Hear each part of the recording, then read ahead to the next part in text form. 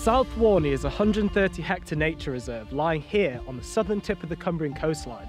People have utilised this barren, windswept piece of land for centuries. In the medieval period, it was farmed by the monks of Furness Abbey, after which salt, sand and gravel were extracted. This extensive exploitation has left large lagoons and industrial remains littering the landscape, but the wildlife, it's prevailed and it's thriving. People know this place has been an absolute haven for bird life, but there is one particularly special mammal species here that stands out from all the rest.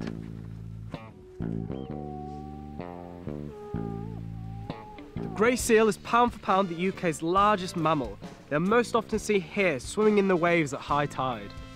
But they are more easily spotted out of the water as they drag that large body sluggishly across the shingle beach.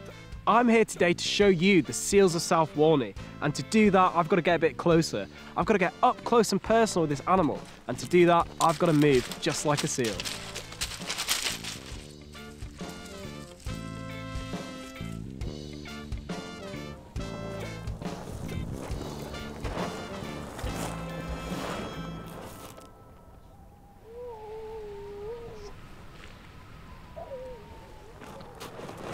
They use those big rear flippers in a side-to-side motion which helps propel them through the water. While the top ones, those little ones right at the top of their body, that's just for manoeuvring that big body wherever they want to go. If you look at the edge of the colony, that guy looks like a big alpha male. With these guys, size matters. The bigger you are, the bigger your territory and the more females you can get. When they aren't hauled out here on the beach, they're swimming around and they're hunting for food. They can dive down for up to 16 minutes at a time. This sees their heart rate drop to a staggering 10 beats a minute. To give you a comparison, an adult human has a resting heart rate of 80 beats a minute.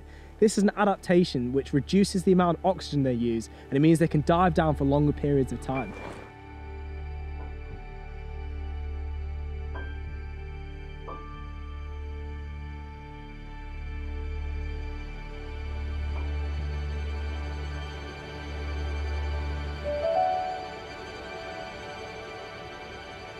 I'm on my way to meet up with Sarah, the warden here at South Walney, to discuss the impact of humans on the grey seals.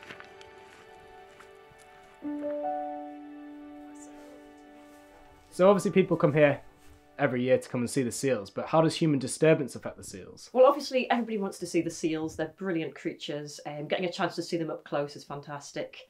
The issue is that they are wild animals, so they are very wary of humans, and when they're on land, they're extremely vulnerable. If they see a human approaching, and that can be on land or on the water, they will spook and they'll stampede into the sea where they feel a lot safer. And if we have pups, pups do get crushed in stampedes like that, so it's just really not good for them. So how many visitors a year actually come to see the seals, or do people come here to see the birds as well, or do they come here to see both animals? So, I mean, a lot of people come here for the birds, come here just to be out in the wildlife, just come for the whole experience. So at the minute we get about 7,000 visitors a year, and that's shot up since the seal colony. We find there's a lot of people come from across northwest England, so it's bringing people into Barrow who probably wouldn't normally go to Barrow, and we think that's really great. The UK population of grey seals makes up 95% of the European population and 40% of the global total number of grey seals. Here at South Walney there's about 367. These guys draw in thousands of visitors a year who come to this place just to get a glimpse of this wonderful animal. For millennia, seals have been killed around the world by humans. This persecution has seen seal populations plummet to devastatingly low levels. Data from over a century ago suggests that there was just 500 grey seals living in the wild. But due to a global outcry and legal steps in the right direction, the seals have rebounded, and current estimates suggest that there's 300,000 individuals living today. But even though they are increasing, the constant threat of development, disturbance, bycatch and pollution pose a continuing threat to this magnificent animal. South Walney has been a stronghold for the seals for over a decade, and we at the Cumbria Wildlife Trust want to ensure that we seal the future for the future of the seals.